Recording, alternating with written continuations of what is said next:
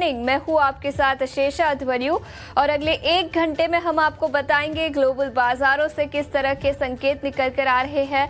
शुक्रवार की तेजी के बाद आज किस तरह की रणनीति आपको बनानी चाहिए, स्टॉक स्पेसिफिक आइडियाज कौन से होंगे वो बताने के लिए हमारे साथ दिग्गज मेहमान जुड़ेंगे। उसके अलावा खबरों के दम पर कई सारे स्टॉक्स फोकस में रहेंगे। हमारी रिसर्च टीम पूरी रिसर्च लेकर आपके साथ जुड़ेंगी। ब्रोकरेज रिपोर्ट्स कहां से निकल कर आई है उस पर भी नजर डालेंगे और कमोडिटी मार्केट में कमाई वाले कौन से कॉल्स होंगे उस पर भी नजर डालेंगे।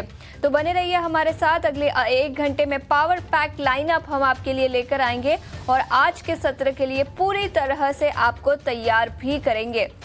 लेकिन सबसे पहले गिफ्ट निफ्टी की बात करें तो यहां से हल्की सी पॉजिटिव ओपनिंग के संकेत निकल कर आ रहे हैं। करीब 70 अंकों की तेजी के साथ 25,170 के आसपास गिफ्ट निफ्टी कारोबार करता हुआ।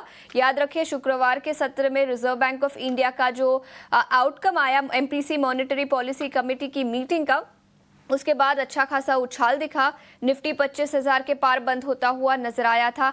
बैंक निफ्टी में करीब 800 अंकों की शानदार तेजी शुक्रवार को दिखी थी, तो अच्छा खासा परफॉर्मेंस था शुक्रवार को। आज 25,170 के आसपास गिफ्ट निफ्टी कारोबार करता हुआ, तो अच्छे ओपनिंग के संकेत भारतीय बाजारों के लिए निकल कर आ रहे हैं।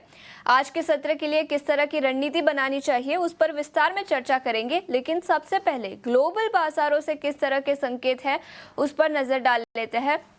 याद रखिए शुक्रवार के सत्र में अमेरिकी बाजारों से अच्छी खासी तेजी दिखी।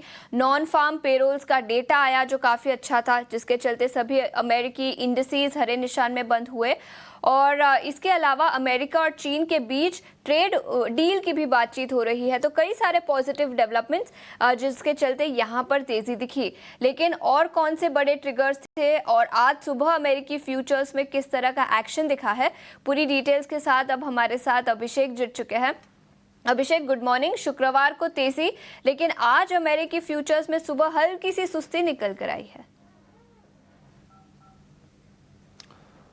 आशीषा, गुड मॉर्निंग। हाँ बिल्कुल, देखिए थोड़ी सुस्ती तो है लेकिन संकेत पॉजिटिव हैं। और दुनिया भर के बाजार से अगर हम बात करें तो आज अपने बाजारों के लिए काफ़ी समर्थन वाले संकेत मिलते हुए दिखाई दे रहे हैं, क्योंकि अमेरिका के बीच में और चीन के बीच में आज लंदन में ट्रेड वार्ता होने वाली है और डोनाल्ड ट्रंप ने इसका ऐलान किया है। अमेरिका के वित्त मंत्री हैं स्कॉट बेसेंट, इसके अलावा वाणिज्य मंत्री हैं हावर्ड ल्यूटनिक, ये दोनों के दोनों जाएंगे और उनके साथ जेमिसन ग्रियर भी होंगे अमेरिका की तरफ से। तो कुछ बड़े अधिकारी की अगुवाई में अमेरिकी प्रतिनिधिमंडल वहां पर होगा। और चीन की बात करें तो चीन के वाइस प्रीमियर हैं हे लिफेंग, वो अगुवाई करेंगे चीन के दल की। डोनाल्ड ट्रंप ने ट्रुथ सोशल पर लिखा है कि उम्मीद करता हूं कि ये बातचीत अच्छी होनी चाहिए और उन्होंने थैंक यू भी कहा इस चीज़ के लिए। तो देखते हैं, अब थोड़ी सी रिन्यूड इंटरेस्ट है, नई उम्मीदें जगी हैं। लास्ट मंथ हमने देखा था कि अमेरिका और चीन की बातचीत हुई थी स्विट्जरलैंड में, लेकिन जिन मुद्दों पर समझौते बने थे फिर उसको लेकर बातचीत ज़्यादा आगे बढ़ नहीं पाई थी, तो वो थोड़ी निराशा हुई थी। तो ये एक निश्चित तौर पर एक पॉजिटिव डेवलपमेंट है दोनों देशों की तरफ से और उम्मीद करके चलेंगे कि जो ट्रेड को लेकर, जो टैरिफ को लेकर दोनों देशों के बीच जो टसल चल रहा है, ना सिर्फ इन दोनों देशों को राहत देगा बल्कि दुनिया भर के बाजारों के लिए, दुनिया भर की इकोनॉमीज के लिए एक राहत के संकेत वहां से निकल के आते हुए दिखेंगे। अमेरिकी बाजारों में हमने देखा कि सत्र बड़ा अच्छा रहा शुक्रवार का। डाउ जोन्स में करीब 450 अंकों की तेजी रही। नेस्डेक की बात करें तो 225 अंकों के आसपास की मजबूती रही और उसके पीछे की वजह यह थी कि अमेरिका में जो जॉब रिपोर्ट आए थे, यानी कि मई के जो नॉन फार्म पेरोल के जो आंकड़े आए थे वो काफी दमदार थे। अनुमान यह था कि मई में करीब 1.25 लाख नौकरियां जुड़ेंगी, लेकिन नौकरियां जुड़ी 1,39,000, तो एस्टिमेट से काफ़ी बेहतर। और ये निश्चित तौर पर अमेरिकी इकोनॉमी को लेकर जो थोड़े से शंका के बादल मंडरा रहे थे कि क्या वहाँ की इकोनॉमी मंदी में जा रही है, क्या वहाँ पर सुस्ती हो रही है, उन आशंकाओं को थोड़ी हद तक दरकिनार ज़रूर किया है इन आंकड़ों ने। और ये यूएस फेड को ये कॉन्फिडेंस ज़रूर देगा आगे जाते हुए दरों में कटौती को लेकर, तो वो चीज़ देखने वाली ज़रूर होगी।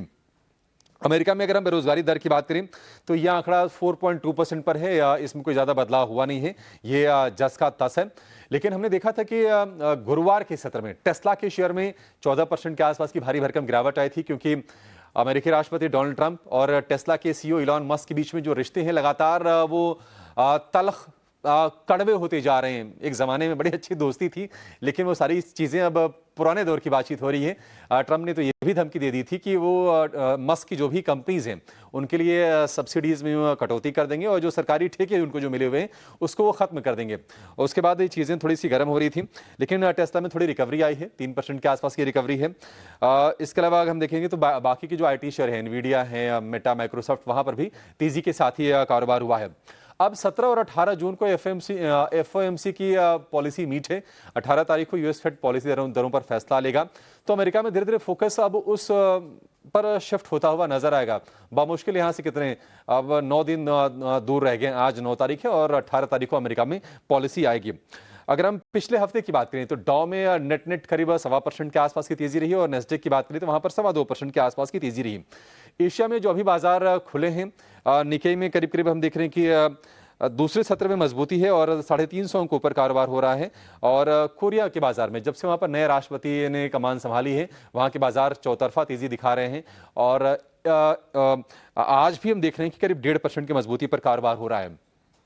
सोने की बात करें तो जिस तरह से अमेरिका में मजबूत रोजगार के आंकड़े आए हैं, सोने को थोड़ा सा डेंट लगा है। इक्विटीज की तरफ रुझान बढ़ता हुआ दिख रहा है और सोने का भाव गिर के आ गया है $3325 के आसपास का।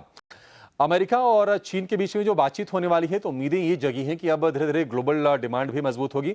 चाइना जो कि क्रूड का सबसे बड़ा इंपोर्टर है और कंज्यूमर भी है, वहां से अगर मांग बढ़ती है तो निश्चित तौर पर क्रूड के लिए सपोर्ट का काम करेगा। और हमने देखा कि क्रूड का जो भाव है $66.5 के आसपास पहुंच गया है। थोड़ी थोड़ी बाइंग हो रही है क्रूड में। हालांकि अभी भी हमने अपने लिए अगर बात करें तो एक रेंज का ही कारोबार वहां पर होता हुआ दिख रहा है, ज्यादा चिंता की बात है नहीं। तो ओवरऑल अगर हम देखेंगे तो संकेत आज ग्लोबल बाजारों से भारतीय बाजारों के लिए पॉजिटिव है।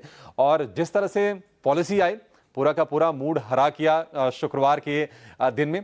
एफआईएस का भी कॉन्फिडेंस धीरे धीरे लौटता हुआ दिख रहा है। जो इंडेक्स फ्यूचर्स में जो लॉन्ग होल्डिंग उनकी है 21% के ऊपर आ गई है। तो उम्मीद करके चलेंगे कि एफआईज का जो रुझान है भारतीय बाजार में आगे भी जारी रहेगा। तो डोमेस्टिक ट्रिगर तो ऑलरेडी पॉजिटिव थे ही, अब उसमें ये ग्लोबल का तड़का लग गया है बढ़िया से। चीन अमेरिका के बीच में अगर कंस्ट्रक्टिव बातचीत होती है, वहां से अगर बढ़िया से मुद्दे सुलझाए जाते हैं तो भारतीय बाजार की जो रैली है शुक्रवार की, उम्मीद करके चलेंगे कि आज भी ना सिर्फ कंटिन्यू रहेगी बल्कि तेज रफ्तार से हम आगे बढ़ेंगे। और गिफ्ट निफ्टी उसके इंडिकेशंस दे रहा है 75 अंक ऊपर खुलने के, 25,200 के आसपास आज शुरुआत के संकेत दे रहा है। बिल्कुल, तो 70 अंकों की तेजी के संकेत गिफ्ट निफ्टी से निकल कर आ रहे हैं 25,170 के आसपास। अमेरिकी बाजार शुक्रवार को तेजी के साथ बंद हुए थे। हालांकि अमेरिकी फ्यूचर्स में आज सुबह सुस्ती निकल कर आई है। चीन और हांगकांग के बाजारों की हमने चर्चा की, लेकिन चीन से डेटा, मैक्रो डेटा निकल कर आया है। पीपीआई यानी प्रोड्यूसर इन्फ्लेशन का डेटा, प्रोड्यूसर प्राइस इंडेक्स, जहां पर -3.3% का डी ग्रोथ यहां पर दिखा है। और अनुमान के मुताबिक ही ये निकल कर आया है, तो ज्यादा कोई मेजर नेगेटिव्स नहीं है। लेकिन ये मैक्रो डेटा चीन से निकल कर आया, जिसके चलते ग्लोबल इकोनॉमी और स्पेशली मेटल सेक्टर पर इसका इम्पैक्ट नजर आ सकता है। लेकिन इसके अलावा एफआईआईज और डीआईआईज के आंकड़े कैसे रहे, इस पर भी एक बार नजर डाल लेते हैं। शुक्रवार को दोनों ही एफआईआईज और डीआईआईज ने खरीदारी की थी। एफआईआईज ने करीब 1010 करोड़ के शेयर्स खरीदे, तो डीआईआईज ने करीब 9340 करोड़ की खरीदारी कैश मार्केट में शुक्रवार के सत्र में की थी।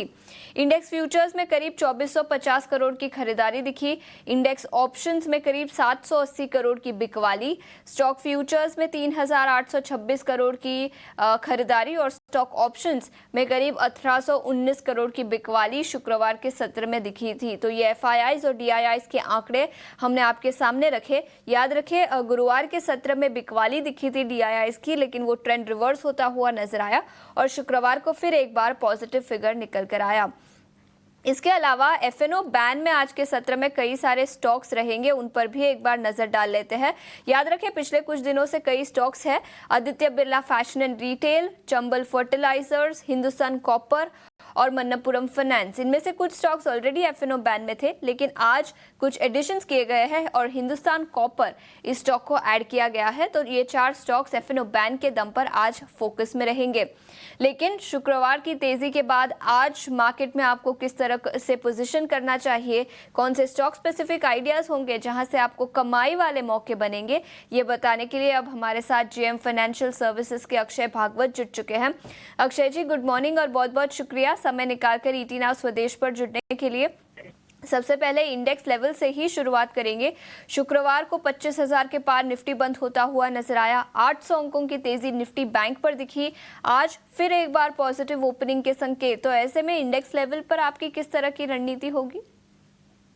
जी, गुड मॉर्निंग विशेषा। तो निफ्टी में बहुत तगड़ी तेजी हमने पिछले ट्रेडिंग सत्र में देखी है और आप अगर देखें तो एक रेंज बाउंड ट्रेडिंग सेशन जो काफी लंबे अरसे से चल रहा था निफ्टी में, वो फाइनली एक ब्रेकआउट की तैयारी कर रहा है। हमने एग्जैक्टली सपोर्ट जोन जो था करीबन 24,500 ये एरिया से निफ्टी में रिकवरी देखी है और 25,100 जो एक रेजिस्टेंस बनता हुआ दिख रहा था काफी ट्रेडिंग सेशन से, तो आज वो ब्रेकआउट कर पाता है कि नहीं वो हमें देखना पड़ेगा।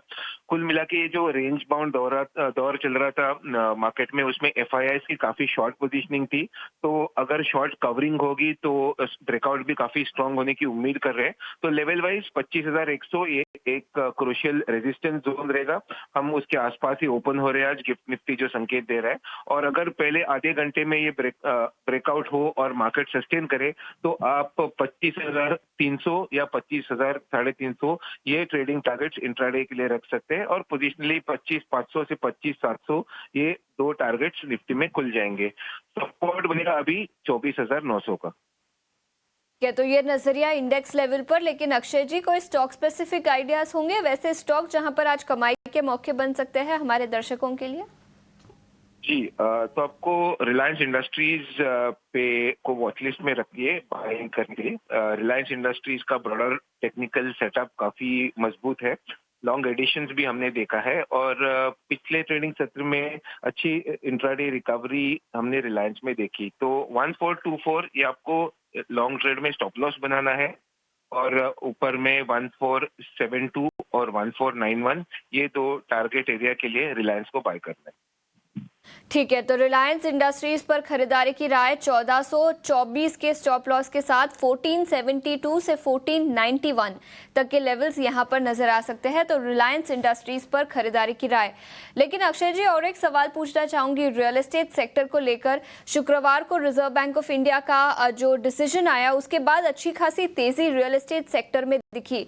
इस इंडेक्स से कोई स्टॉक्स जहां पर आपको लगता है खरीदारी के मौके बनेंगे और शॉर्ट टर्म में जो मोमेंटम शुक्रवार को दिखा वो कंटिन्यू होता हुआ नजर आ सकता है? जी, मोमेंटम तो काफी अच्छा हमने रियल एस्टेट पैक में देखा। बैंकिंग पॉलिसी का जो रब ऑफ इफेक्ट था वो हमें रियल एस्टेट सेक्टर में तेजी बनता हुआ दिखा। तो यहाँ पे आज मोस्ट प्रोबेबली बहुत सारे रियल एस्टेट के स्टॉक्स गैप अप ही ओपन होंगे। उनमें इंट्राडे मोमेंटम शायद आपको देखने को मिले, पर आपको यहाँ से करंट रेट पे अगर बाय करना है तो सिर्फ इंट्राडे के नजरिए से बाय कीजिए, क्योंकि ये जो पूरा सेक्टर है काफी ओवर स्ट्रेस्ड है शॉर्ट टर्म टेक्निकल पैरामीटर्स में। तो एक बार खुलने के बाद आपको चेंज नहीं करना है इन स्टॉक्स को। अगर आपका व्यू बाय एंड होल्ड कम से कम एक 15 दिन का व्यू है तो ही आप बाय करें, नहीं तो थोड़ा सा ये सेक्टर को कूल ऑफ होने दें और बाय डिप्स में ऐड करने की आप कोशिश करें। तो टेक्निकली बहुत सारे स्टॉक्स ये सेक्टर में काफी मजबूत है। स्पेशली अगर मुझे नाम चुनना है इसमें तो डीएलएफ, लोधा जो मैक्रोटेक डेवलपर्स है और गोदरेज प्रॉपर्टीज, ये 3 नाम सबसे बेहतरीन ट्रेडिंग सेटअप्स है। पर फिर से मैं दोहराऊंगा कि इंट्राडे में चेस मत करिए, काफी ओवर स्ट्रेस्ड है। इनको थोड़ा सा कूल ऑफ होने दे तभी आप बाय करें और अपना नजरिया 10 से 15 ट्रेडिंग सेशन कर सकते हैं। ठीक है, तो ये नजरिया रियल एस्टेट सेक्टर पर 4.5% की शानदार तेजी शुक्रवार के सत्र में दिखी थी। अक्षय जी बहुत बहुत शुक्रिया समय निकालकर आज हमारे साथ जुड़ने के लिए, बाजार पर रणनीति और स्टॉक स्पेसिफिक आइडियाज बताने के लिए। एक छोटे से ब्रेक के लिए रुकेंगे, लेकिन ब्रेक के बाद खबरों के दम पर जो स्टॉक्स फोकस पे रहेंगे उस पर नजर डालेंगे। कमोडिटी मार्केट पर किस तरह की रणनीति बनानी चाहिए, ये बताने के लिए हमारे साथ एक एक्सपर्ट मेहमान भी जुड़ेंगे और इसके अलावा कौन से वो स्टॉक्स और सेक्टर्स होंगे जहां पर आज फोकस रखना चाहिए, बड़ी खबरें निकल कर आई है उस पर भी नजर डालेंगे।